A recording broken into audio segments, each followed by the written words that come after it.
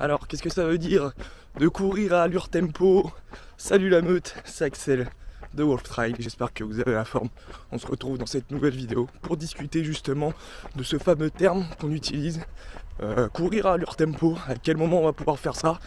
Eh bien, je vais vous l'expliquer dans cette vidéo. Je suis dans ma sortie longue et justement, c'est dans ces moments-là qu'on en profite pour courir à allure tempo.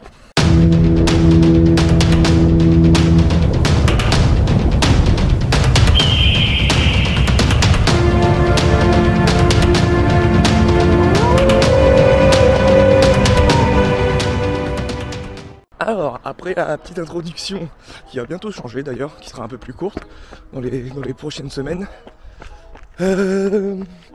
n'hésitez pas, comme d'hab, à vous abonner, liker, commenter, pourquoi pas partager cette vidéo. Et c'est parti en fait, hein, voilà. J'ai un petit peu la tête...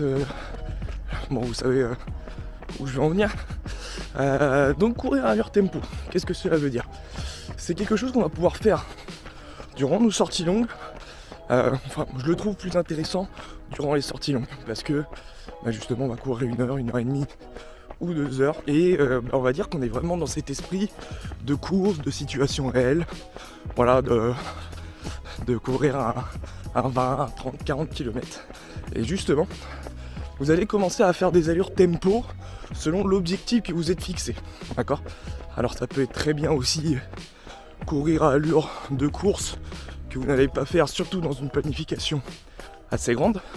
Mais on va dire que dans le dernier cycle de votre planification, eh bien vous allez en fait courir à l'allure de votre course objectif, donc la course qui va arriver dans très peu de temps, puisque justement c'est le dernier cycle. Donc par exemple, si moi, je vais prendre mon exemple, je me prépare à un semi-marathon avec une allure tempo où j'ai envie de faire 1h40. Le calcul est du coup assez simple, c'est que je vais faire en fait 5 minutes le kilomètre pour atteindre mon objectif des 1h40. Ce qui veut dire que je vais devoir faire 5 minutes le kilomètre. Bon, le calcul était assez simple, hein. Je ne l'ai pas choisi pour rien. Eh bien, vous allez, durant votre heure de sortie longue, choisir des blocs, par exemple, de 5 minutes, où vous allez essayer de faire 1 km.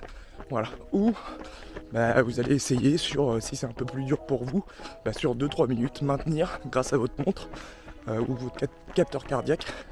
Mais le truc chiant, c'est qu'il faut le téléphone. Ça veut dire que vous allez maintenir cette allure tempo, cette allure objectif que vous avez selon la course.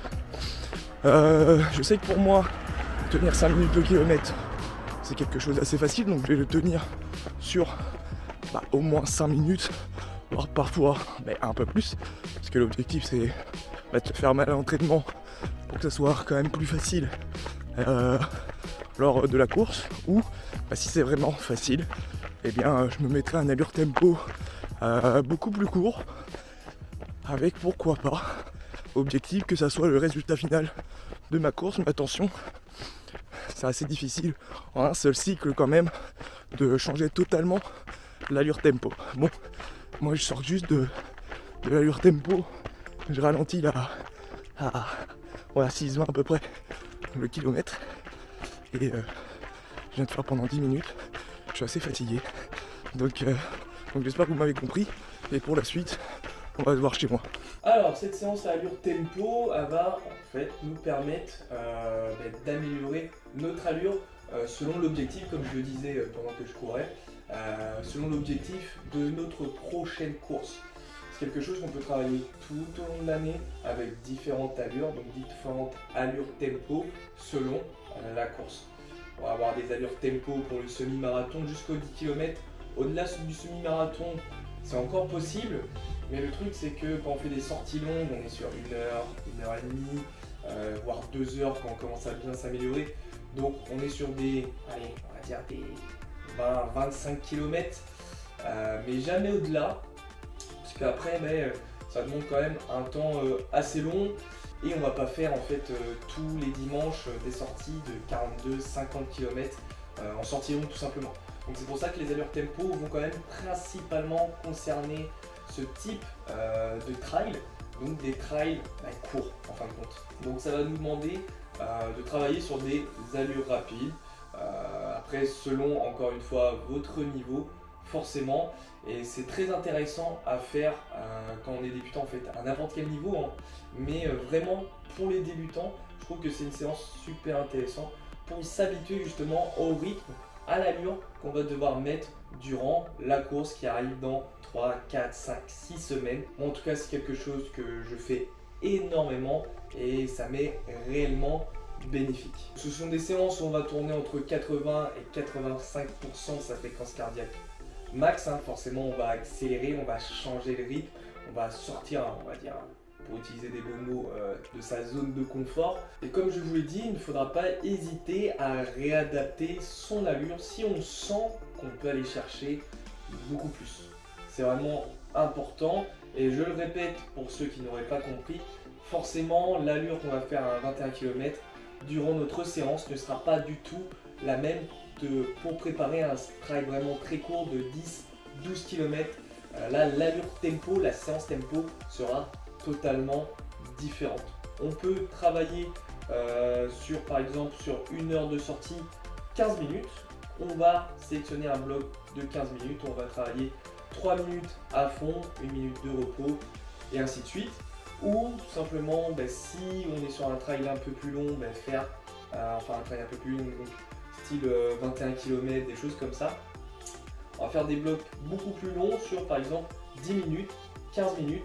On va maintenir cette allure jusqu'à en fait étendre tout simplement ce rythme sur un bloc beaucoup plus long. Pour donner encore des exemples, ça peut être très bien 15-20 minutes, mais pour y aller progressivement, si en fait de passer de 10 minutes à 15 minutes, c'est quelque chose de beaucoup trop dur, vous pouvez faire 2 x 7, 2 x 8 minutes, avec un temps de pause de 1 à 2 minutes, ça sera très très bien. Le temps de pause, ça veut dire que je reprends mon rythme de base que je m'étais fixé, pas descendre non plus trop bas et ne pas non plus rester à un rythme trop proche de l'allure tempo.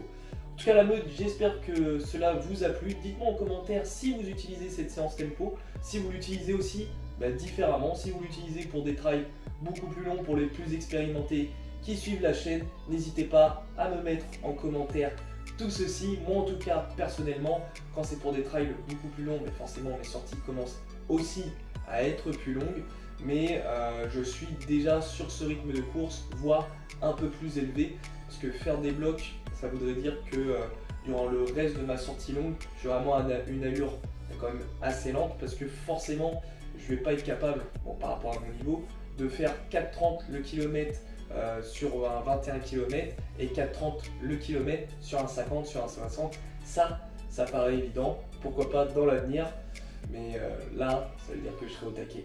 Bon, devenez votre version alpha et on se dit à très vite sur la chaîne Wolf Trail.